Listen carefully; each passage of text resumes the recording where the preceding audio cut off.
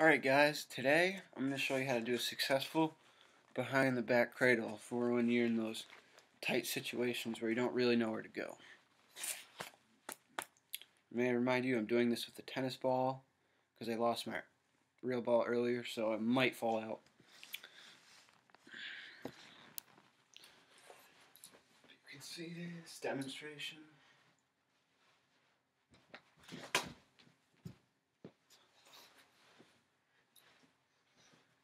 Try to go a little slower. Yeah, see, it's hard to go slow.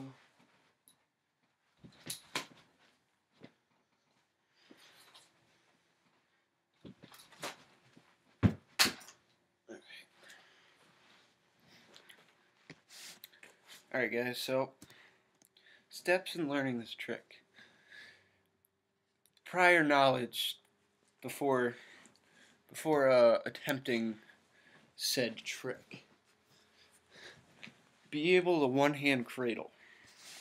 Don't want to not be able to one-hand cradle and try this trick, because that's going to look like a mess. Be comfortable with your left hand and right hand. I mean, yeah, because you're definitely going to need to be able to cradle with both hands, one-handed. So, alright, let's hop into it. So, to do this trick, you're going to, make sure you always have gloves on. I mean, I know I'm indoors and I don't need gloves, but like, you're never not going to be in a game and not have gloves, you know? Or you're never going to be in a game and not have gloves, because it's like, you know? So, what you do is, you're in your one-hand cradle, right? And then when you come in, you let it rip. Like, not let it rip, but you spin it. Because when you come in like this, you're keeping it much tighter, and you get a lot better spin on it because you're just flicking your hand and you get good spin. Because say you want to do it from the outside, like you're going like this and then you go, it won't work because you won't get the spin. You won't be able to get it behind your back very well, and you have the possibility of getting checked. So you most likely want to do like that. Go in nice and tight. I mean, you can't really see it, but yeah. So when you're doing this trick, it's going to spin around once and only once, like that. Don't try to go for like double spins. Don't try to rip it as hard as you can. It's going to be like a nice, easy, like quick little flick, and it'll keep the ball in there. Because you can just like go behind the back and not spin it, but the chances of the ball falling out, like the chance of the ball falling out is approximately like 98%. It's probably always going to happen because your stick ends up like at a 90-degree angle, always, when you're doing this. There's no reason why it should be like that, because if it is, then you're obviously hitting your back, or if it's like that, you're hitting your head. It always should be straight 90. And I'll show you what it looks like from the back. So, what you're going to do is you cradle it in, so it looks, you go like that. And usually it'll always end up like that, or like that. I mean, you might have those rare occasions where it goes like that, or like that. But if it's like this, the case is you're overspinning, because you're either overspinning or you're underspinning. And usually you can feel it when you're under or over. Usually when I'm doing this, I'm overspinning. And usually when it's like that, I'm underspinning. But I don't really have that problem anymore, because I've had a lot of practice with this. So let me show you what it looks like from the back. Go in your cradle, immediately your left hand. And what you want to immediately do is make sure you have good firm control. Because when you go to lift up, your stick's going to go like that. I'll show you what I mean. You go like, and it goes back, and the chance of the ball are falling out. Make sure you have good control of your left hand, so it doesn't go all over the place. So you have nice, firm cradling. And then you can even go, once you get good with it, you can go use your left hand, and you can go to back and just trick him out. Usually when you're going to be using this is when you're coming in like this. Say the goal's over there. You're coming into the corner and you don't really have nowhere else to go. If you go like this, you're probably going to get checked. You go for your left-hand cradle. I mean, you probably can get away with it, but I'd say it's better to do it behind the back. I mean, it's not the most reliable trick, but it'll get you out of there quick because you can get away from them. Now, or you can go like that and just run through them, which might not look good, or you can just go with your left-hand cradle and roll out. But as a good defender, they're expecting that.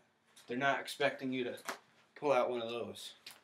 I mean, if they're good though, they'll act on it, but they won't be that ready. So, I mean, that's pretty much it to the trick. Make sure your stick has a good amount of hold. Not like, you don't have to have like tons of hold where it's to the point where it's hard, like whip, whatever you want to call it, to the point where it's coming out of your stick 90-degree angle.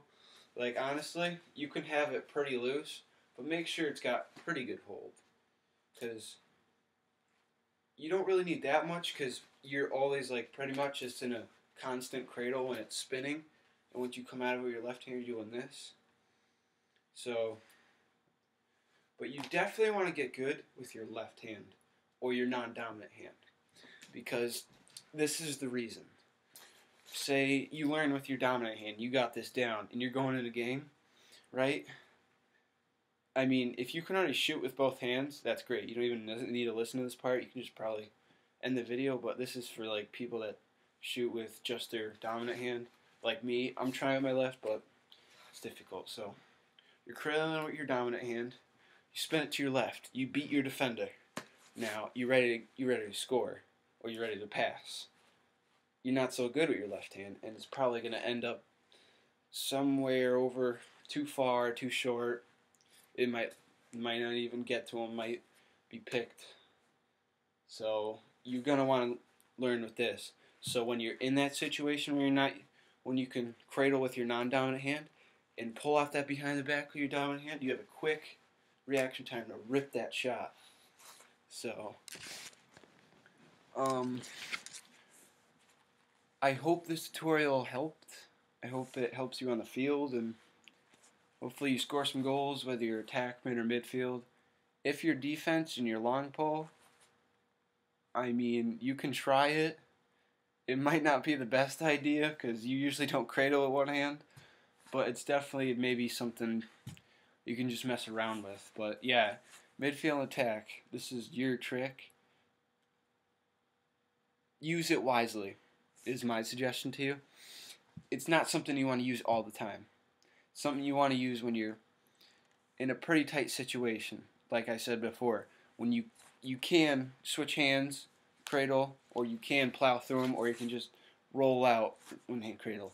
But any good defender is suspecting that. Always suspecting that. So when you do this little behind the back thing, they're gonna be like, what? And once you get good at it, it's pretty much gonna be like second nature to you.